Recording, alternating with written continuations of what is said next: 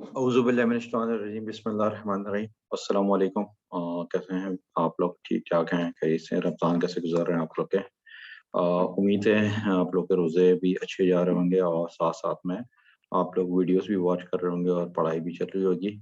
और इसके अंदर मुझे कुछ लोगों ने प्राइवेट मैसेज किया है, ईमेल वग़ैरह किया है कि उनको जो लेक्चर्स है वीडियो वो काफ़ी डिले है, उसके अंदर मिला नहीं है अभी तक जब ये मैं वीडियो रिकॉर्ड कर रहा हूँ उसकी उस वक़्त तक उनको सिर्फ़ एक ही लेक्चर मिला था व्हिच इज़ ओरिएंटेशन।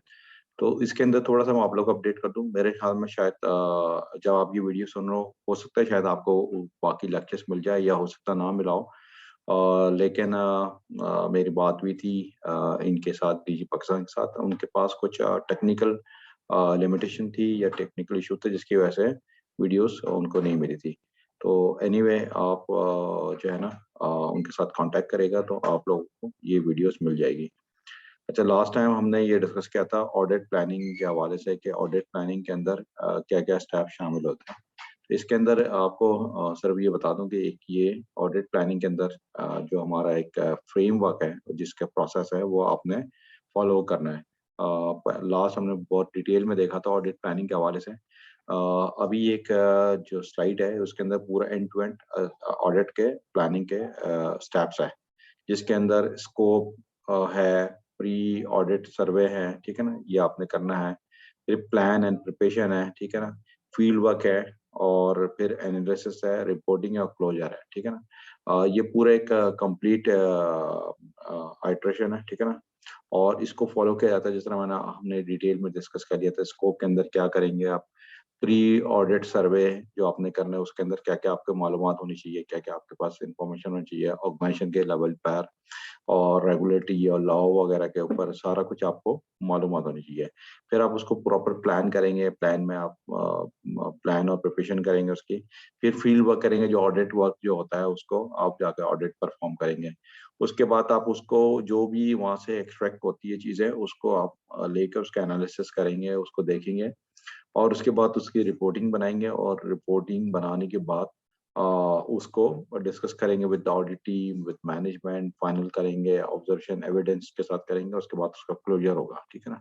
तो ये एक पूरा जो आइटरेशन है, राउंड है एंड टू एंड, ये ज़हन में रखिएगा, इसी से सवाल भी बनेगा आपका और ये नेक्स्ट आपके उसके अंदर भी हेल्प करेगा आपको प्रैक्टिकल ऑडिट्स के अंदर जब आप जा रहे हैं, तो ये आपको ज़रूर हेल्प करेगा।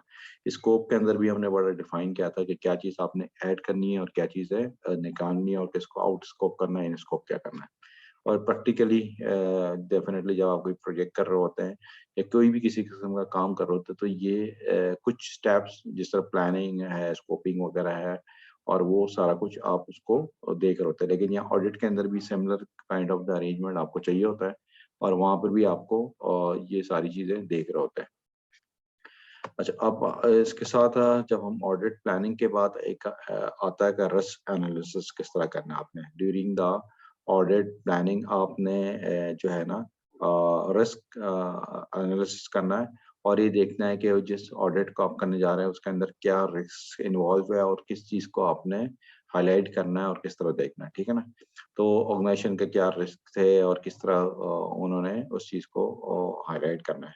तो ऑडिट ये रिस्क एनालिसिस, रिस्क असेसमेंट और ये सारा कुछ कहलाता है एक जो इसकी बड़ी फ्रेमवर्क बनता है या बड़े पिक्चर के अंदर लार्जर स्केल में अगर आप देखते हैं तो रिस्क मैनेजमेंट कहा जाता है इसको। अब रिस्क मैनेजमेंट किस तरह का, रिस्क एनालिसिस क्या होता है, रिस्क की ट्रीटमेंट किस तरह होती है, ये सब हम आगे डिटेल में पढ़ेंगे। तो इसके अंदर यहाँ पर जो बताया जा रहा है वो the IAS auditor must perform और रिव्यू और risk analysis to identify risk and vulnerabilities in order to determine the controls needed to mitigate those risk, ठीक है ना?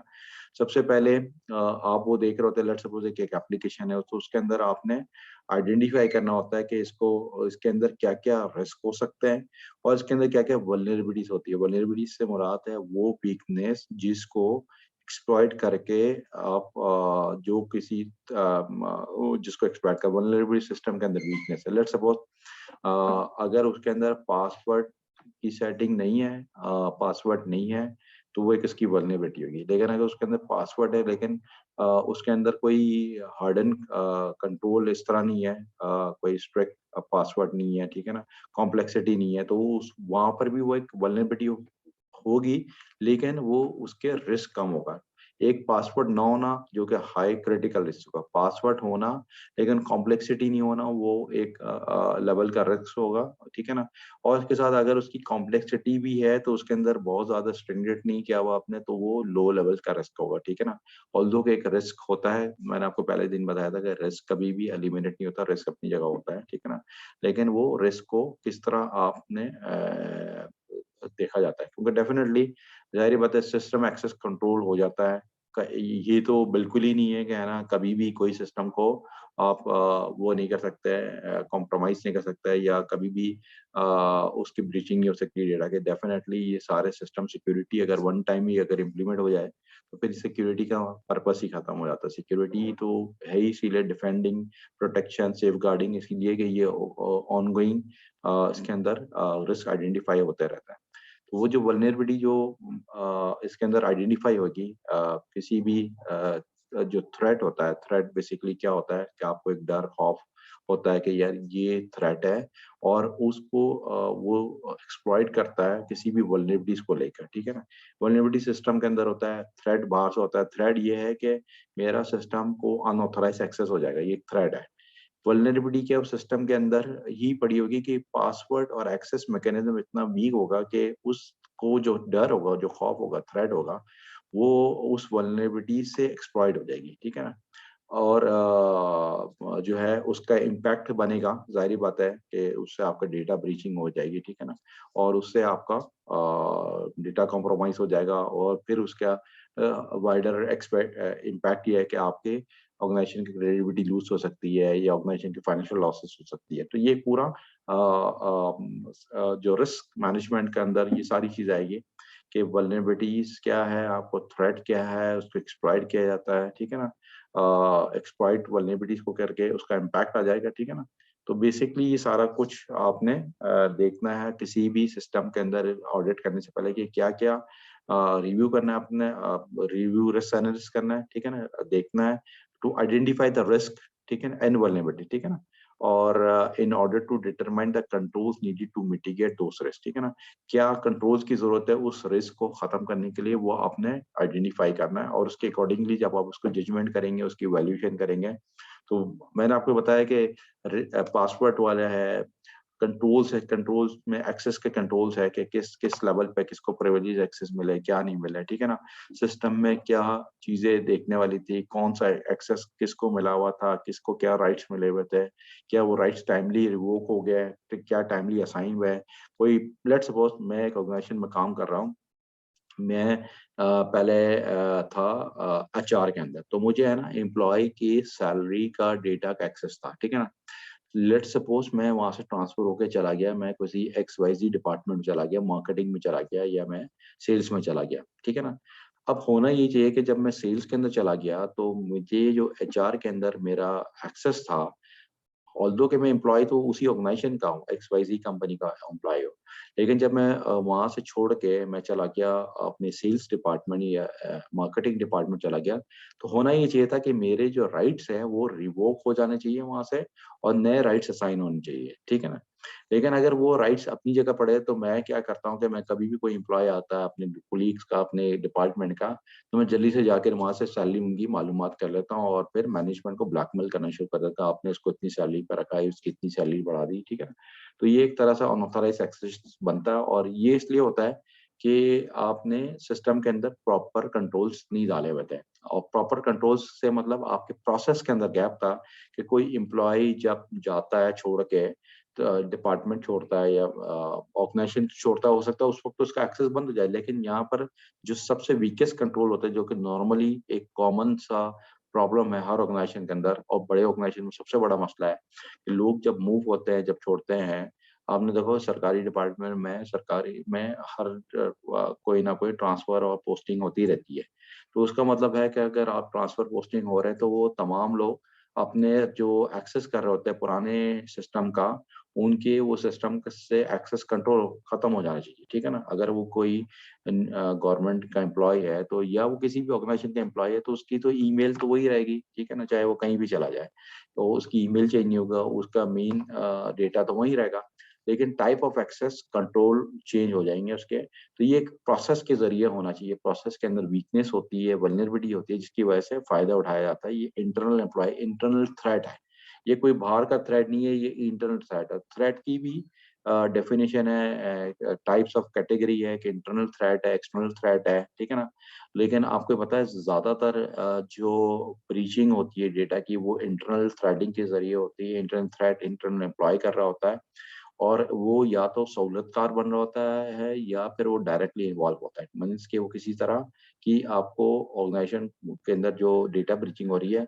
नॉर्मली क्या होता है डेटा ब्रीचिंग के अंदर, आपने देखा होगा, डेटा के अंदर ऑर्गेनाइजेशन के अंदर से डेटा कॉपी हो जाता है थ्रू यूएसबी, थ्रू ईमेल, लोग अपने ऑर्गेनाइजेशन की चीजें बाहर कर देता है। और आजकल आपने देखा होगा, जो मैं आपको बताना चाह रहा था, इंफॉर्मेशन की प्रोटेक्शन, वो इस तरह होती है कि है ना, डेटा तो एक होता है सिस्टम में पड़ा हुआ, ठीक है ना? डेटा तो होता है जो कि आप जनरेट करते हैं किसी चीज के इंफॉर्मेशन से लेकर उसको जनरेट करते हैं। लेट्स सपोज आपने एक गवर्नमेंट का एक सर्कुलर निकला गवर्नमेंट डिपार्टमेंट का, और वो सर्कुलर बिफोर टाइम लीक हो गया, ठीक है ना? अभी उसकी पब्लिक अनाउंसमेंट नहीं हुई, ठीक है ना?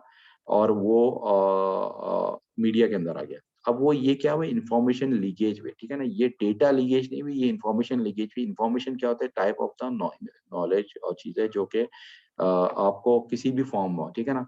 वो प्रिंट आउट लिया, प्रिंट आउट से तस्वीर खींची व्हाट्सएप से, और वो उसके बंदों ने जो भी कंसर्न पर्सन था, उसने मीडिया को वो व्हाट्सएप कर दिया। मीडिया के अंदर उन्होंने न्यूज ब्रेक कर दी, और बिफोर गवर्नमेंट के अनाउंसमेंट से पहले वो न्यूज मार्केट में आ गई, ठीक है ना? This is the kind of the breaching of the data, ठीक है ना? ये भी एक टाइप है ब्रीचिंग ऑफ इंफॉर्मेशन, ठीक है ना? ब्रीचिंग ऑफ डेटा ये है कि किसी ने आपके सिस्टम में घुस के वो जो एक्स वर्ड की फाइल बनी हुई थी, वो आपकी फाइल निकाल ली, और वो फाइल वहां पर मीडिया को दे दी, ठीक है ना? तो वो आपका डेटा ब्रीचिंग हुआ। लेकिन कोई इन्फॉर्मेशन ब्रीचिंग है कि आपने सरे राह चलते हुए कोई इन्फॉर्मेशन बात की, और आपने वो चीज पढ़ी थी, आपने रास्ते में चलते हुए कोई इन्फॉर्मेशन का, आजकल आपको पता है इन्फॉर्मेशन ब्रीचिंग बहुत हो रही है, डेटा लीकेज बहुत हो रही है, इन्फॉर्मेशन लीकेज बहुत हो रही है, कि व्हाट्सएप के जरिए आप हर चीज को सरे राह चलते किसी डिपार्टमेंट में आप गए, आपने देखा कोई डेस्क पे कोई चीज पड़ी, आपने फौरन व्हाट्सएप पे तस्वीर करी, और आके अब बाद में इसको कुछ घंटे बाद आपने फेसबुक पर, सोशल मीडिया पर, और व्हाट्सएप और ट्विटर पर पोस्ट कर दिया। तो इस तरह ये होता है कि डिपार्टमेंट की जो कॉन्फिडेंशियलिटी होती है वो बाहर आ जाती है, और ये इसको मेंटेन करने से सबसे बड़ा चैलेंज बना हुआ है। तो उसके लिए आपके पास कुछ प्रोसेस होने चाहिए, कुछ कंट्रोल्स होने चाहिए। वो हम आगे जाके टाइप ऑफ कंट्रोल से पढ़ेंगे, तो उसके अंदर हम देखेंगे कितने टाइप के कंट्रोल्स है, लॉजिकल, फिजिकल, टेक्निकल, ठीक है ना? तो वहां से आपको वो काफी चीजें पता चलेगी, और फिर उसकी किस तरह आपने कंट्रोल को इम्प्लीमेंट करना है, उसका रिव्यू किस तरह करना है। जो हम बार बार बात कर रहे हैं कंट्रोल की एफिशिएंट और इफेक्टिवनेस की वजह, तो वो इसी तरह ही हो सकती है कि आपने कंट्रोल को अच्छी तरह इम्प्लीमेंट किया हो। यहाँ पर हम देखते हैं आगे क्या है ना, the IAS audit role is to understand the relation between the risk and control, ठीक है ना? जो आईएएस ऑडिटर का रोल है वो अंडरस्टैंडिंग लेना है between the risk and control. Risk क्या है, हम देखा कि जो चीज आपको इम्पैक्ट कर रहा है ऑर्गेनाइजेशन को, कोई चीज आ रही है उसके पास, कोई इसका सीवियर इम्पैक्ट आ रहा है, ठीक है ना? वो रिस्क है, ठीक है ना? और कंट्रोल वो है जो कुछ लगा हुआ है, ठीक है ना? कंट्रोल की हमने बड़ी एग्जांपल देखी है। अगर आपके पास कोई चीज इम्प्लीमेंट है, पासवर्ड को इजीली मैं आपको कोड कर रहा हूँ बार बार पासवर्ड का, क्योंकि वो हर किसी को समझ। बाकी कंट्रोल एक्सेस वगैरह का जब तक आप अनटिल अनलेस के प्रैक्टिकल चीजें नहीं करोगे, तो आपको उन कंट्रोल के इस बारे में समझ में आएंगे। गेट का ताला है, वो आपका एक कंट्रोल है, ठीक है ना? तो वो चीज जब तक आपके पास नहीं लगी होगी, आपको समझ में आएगी। Identify and differentiate risk type and controls use mitigate to mitigate the risk, ठीक है ना? आपने आइडेंटिफाई करना है और डिफरेंशिएट करना है रिस्क टाइप के अंदर, ठीक है ना? And the control use to mitigate risk. अब आपका रिस्क तो आपने आइडेंटिफाई कर लिया, ठीक है ना? कंट्रोल भी आपने कर लिया है। अब आपने देखना है क्या है ना, उसको मिटिगेट, उस रिस्क को किस तरह मिटिगेट किया। मिटिगेट की मीन्स के उसको कम से कम एक्सेप्टेबल पे लेकर आया गया, ठीक है ना? लेट्स सपोज आपके ऑर्गेनाइजेशन के अंदर, मैंने आपको बताया था कि एक्सेस कंट्रोल की एक पॉलिसी है, ठीक है ना? और रिस्क है, ठीक है ना? वो आपने उस हद तक आपने उसको कम करना है कि है ना वो ऑर्गेनाइजेशन को एक्सेप्टेबल हो, ठीक है ना। ऐसा भी नहीं है कि आपने कोई उस बंदे को कहना है, कहना आप पहले ऐसा प्रोसेस की इम्प्लीमेशन ना हो, ये इतना डिफिकल्ट कॉम्प्लेक्स प्रोसेस ना हो कि लेट्स सपोज आप उसको कहे कि ये बंदा पहले रिजाइन करे और फिर रिज्वाइन करे ऑर्गेनाइजेशन, ताकि उसके तमाम एक्सेस को बंद कर दिया जाए, उसके बाद दोबारा से एक्सेस साइन हो, तो ये एक्सेप्टेबल नहीं होगा। ऑर्गेनाइजेशन के अंदर एफिशिएंट और इफेक्टिव कंट्रोल यही होता है कि आपने प्रोसेस को इस तरह बनाना है कि जब वो किसी डिपार्टमेंट में जा रहा है तो उसका एक ऑर्डर निकल रहा है एचआर के अंदर से, वो जो ऑर्डर निकलता है वो उस सिस्टम के बंदे के पास भी जाएगा जो सिस्टम को मैनेज कर रहा होगा, जो सीआईओ है, जो चीफ ऑपरेशन हेड है, उनके पास जाएगा कि ये बंदा, और उसके पास उसको कहा जाएगा कि इसके रिव्यू कर ले जो जो एग्जिस्टिंग उसके कंट्रोल्स है, सिवाय के ईमेल वगैरह के या एचआर के सिस्टम के अलावा जो उसके पास अपने ज़रूरत है, और आप तमाम को एक्सेस बंद करें और असाइन करें उनके नए कंट्रोल नए सिस्टम के, ठीक है ना। तो इस तरह सिस्टम की मिटिगेट होती है ये चीज़ें। तो बेसिकली अपने कंट्रोल्स को रिव्यू करना है, आपने बताना है, गाइडलाइन देनी है उनको, और रिव्यू करके करना है कि क्या चीज़ डिटरमाइन करना है कि क्या चीज़ बेहतर है, कौन सा कंट्रोल कौन सा मिटिगेट कर सकते हैं इसको। Valued risk assessment and management techniques used by the organisation, ठीक है ना। आपने रिस्क असेसमेंट और मैनेजमेंट टेक्निक्स वैल्यूएट करनी है जो कि ऑर्गेनाइजेशन के अंदर यूज हो रही है। आपने इतना हो सकता है शायद आपकी अप्रोच और उनकी अप्रोच डिफरेंट हो, तो हो सकता है कि बाद में आपने कोई आइडेंटिफिकेशन की रिस्क की और पता चला ऑर्गेनाइजेशन के अंदर वो रिस्क ही नहीं आइडेंटिफाई हो रहा हो सकता है ज्यादा हो रहा हो, उसके आपका पास इम्पैक्ट कम हो रहा हो, तो आपने उनकी देखना होगा कि ऑर्गेनाइजेशन में इंटरप्राइज रिस्क मैनेजमेंट क्या चल रहा है। Understand that the risk exist as part of the audit process, ठीक है ना।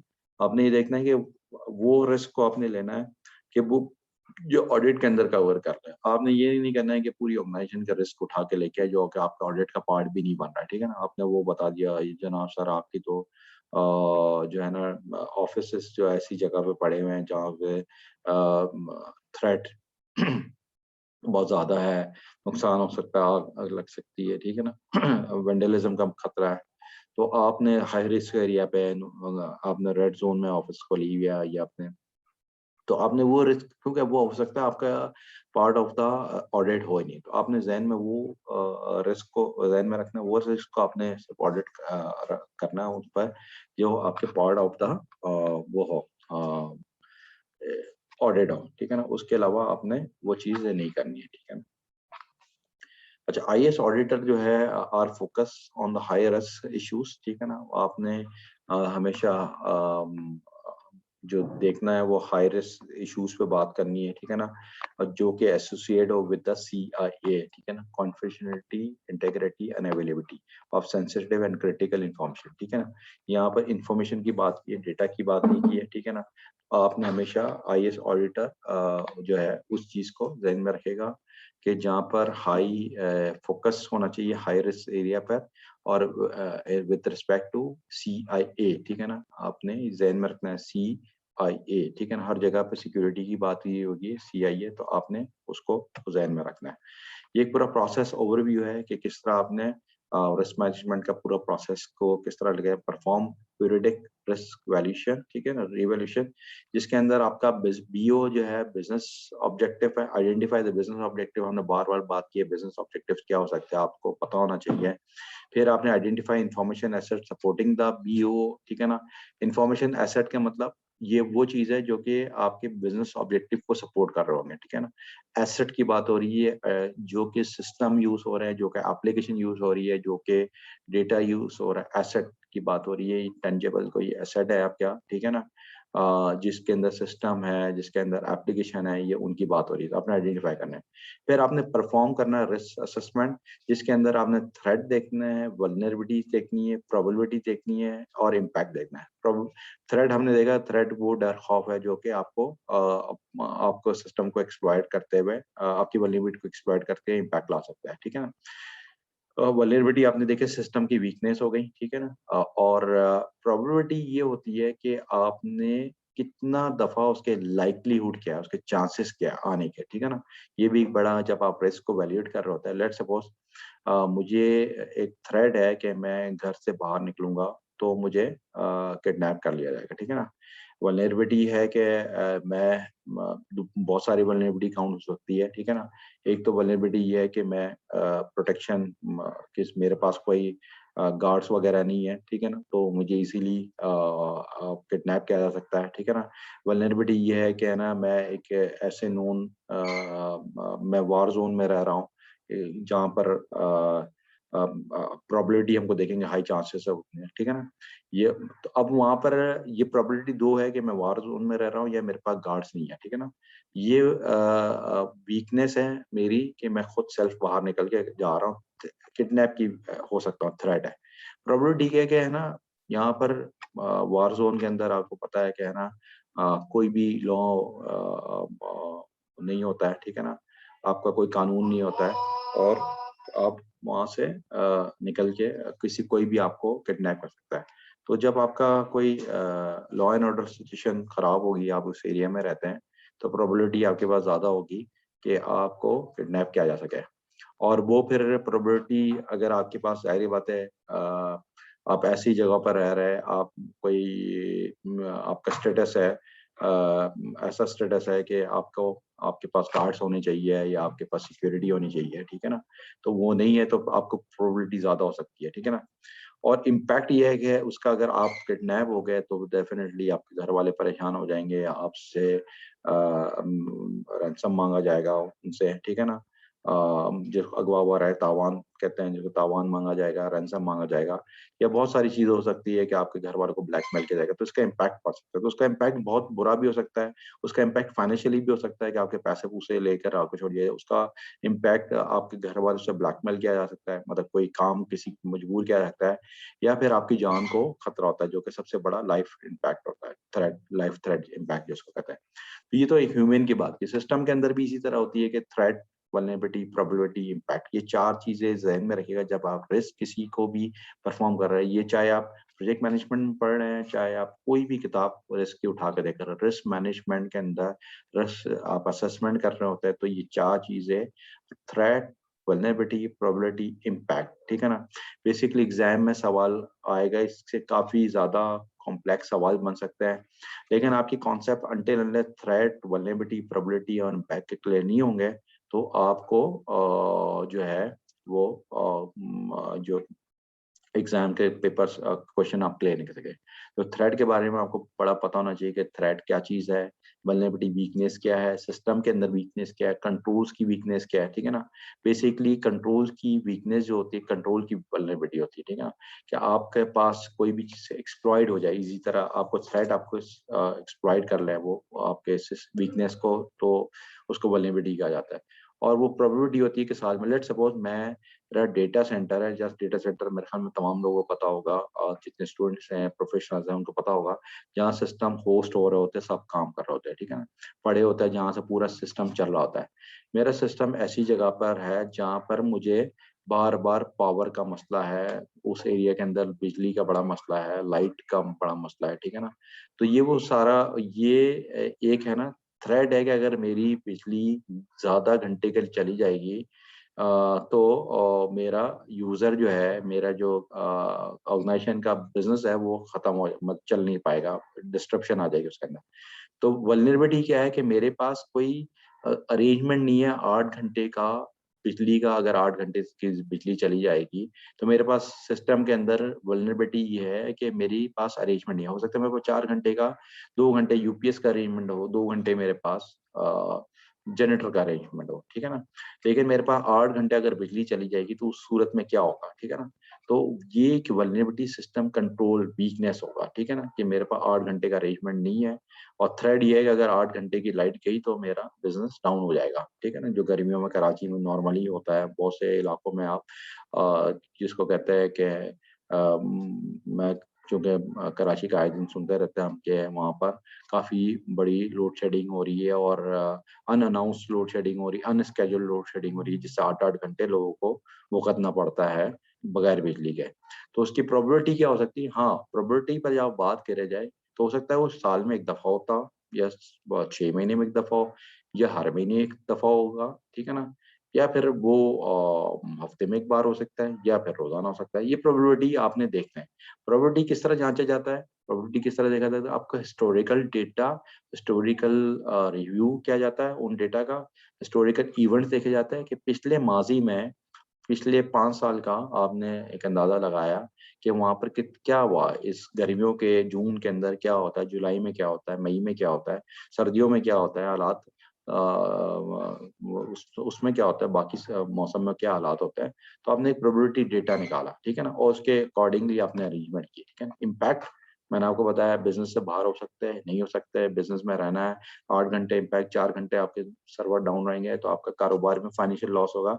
तो फिर ये इम्पैक्ट आपका रिस्क जो आता है क्वांटिटेटिव और क्वालिटेटिव रिस्क, हमने लास्ट टाइम देखा था क्या होता है, तो उससे पता चलता है। इसके बाद आता है risk mitigation, perform risk mitigation, risk को किस तरह कम किया जाता है, ठीक है ना?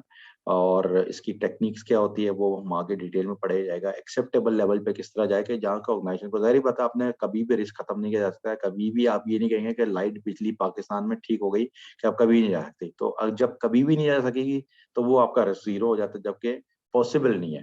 दुनिया में कहीं भी आप किसी भी मुल्क में नहीं कह सकते कि आपके पास बिजली, हाँ, हो सकता है, बिजली साल में 1 दफ़ा तो जाएगी, ब्लैकआउट भी होगा। अभी आप पिछले दिनों पाकिस्तान के अंदर कोई 2 महीने पहले आपने देखा था, एट सडन रात को पूरे पाकिस्तान में नेशनल ग्रिड से बिजली बंद हो गई थी, जिसको कोई एक्सपेक्ट नहीं कर रहा था। उसके पीछे बताया गया था कि है ना, नेशनल ग्रिड की लोगों की वो कोई उनके पास उनका मसला आ गया था और उन्हें उनकी गलती की वजह से, नेग्लिजेंसी की वजह से उन्होंने कोई ब्रेकर डाउन कर दिया था, जिससे पूरे पाकिस्तान की बिजली चली गई थी, जो कि समझ में नहीं आती। कि ऐसा भी कोई इनके पास क्या कंट्रोल्स नहीं थे कि वो ऐसा क्रिटिकल ब्रेकर डाउन कर दिया जिससे पूरे पाकिस्तान की बिजली चली गई। क्या वो क्रिटिकल ब्रेकर उन एम्प्लॉयी को एक्सेस करना इतना आसान था?